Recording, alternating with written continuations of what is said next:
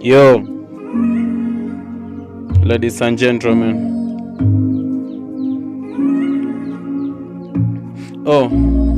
Tuache kujifanya vipofu wakati tunaona tu ni nini ina happen. Ni nyinyi Mbogi ya Bunyala naongea na nyinyi. Mi msanii wa sanaa, mambo mengi najituma kwa kweli bidii.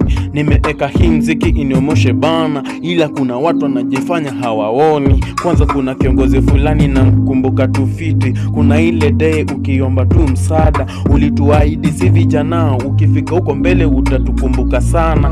Ila nashangaa kwani ulisahau ama ni vipi? Hizo news zetu zilipotea, ilikuwa tu ni dream. Ni viongozi, ni swali nauliza, mbona fake promises? Usanii wa Bunyala ni wajabu, ajambo wanahone na mwenge. Na Rio ni Ongunyi wako busy kuperform show kubwa, ni kwenye tu matanga.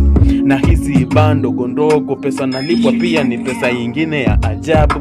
Kwani usanii Bunyala yezi lipa? Ni swali nauliza, ni lini tutaomoka wasanii? Kwani kwa kweli tumerogwa kweli? Hipo siku na sisi twafika juu. Wasanii kwa kweli Tanzania wamejenga, Masakilo kija Bunyala wengi ni maajabu. Msanii mkubwa fulani hawish kumtaja patistake kumuchomea tu jina. Amekaa industry miaka nenda rudi, lakini hata kwa hajajenga bado nyumba.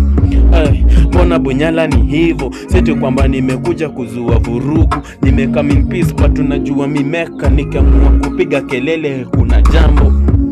Kuna vitu vingine tunalenga, but for sure kicheke havi make sense. For sure kuna msanii wa sanaa alijituma kafikanga tena mbali. Sijui tumeroga mpaka kwenye ofisi yake president bada jaomoka. Squeezy yamerudi mboka ni kupiga picha. Sanii ni wapi kwa kweli si tunaenda? Ni swali nataka niulize, nani ameturoga hivi tuamke? Atusamee basi tunataka kuomoka. Usanii una pesa ujaluoni unajenga, wasanii wako juu wanafanya mambo ajabu, ila pa Bunyala sisi tumebaki hapo. Ukienda mbali ni Busia, huko town tena ni once maybe kwa miaka 5. Bunyala usanii unatupeleka wapi? Kuna watu usanii umejenga huko Masake, amini Tanzania, Kalia, Wasafi.